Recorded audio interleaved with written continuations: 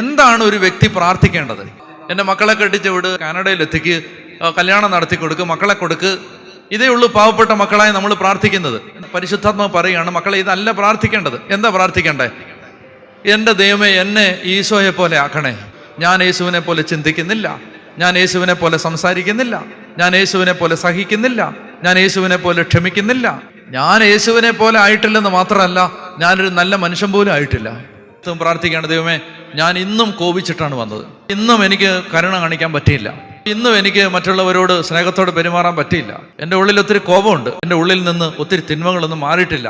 ഇതാണ് ഞാൻ പ്രാർത്ഥിക്കുന്നതെങ്കിൽ നിങ്ങൾ എന്നെ വിശ്വസിക്കുക, എന്നെ നിങ്ങൾ വിശ്വസിക്കുക, എന്നെ നിങ്ങൾ വിശ്വസിക്കുക, എന്നെ വിശ്വസിക്കുക, ഞാൻ സത്യം പറയും, നിങ്ങൾ എന്നെ വിശ്വസിക്കുക.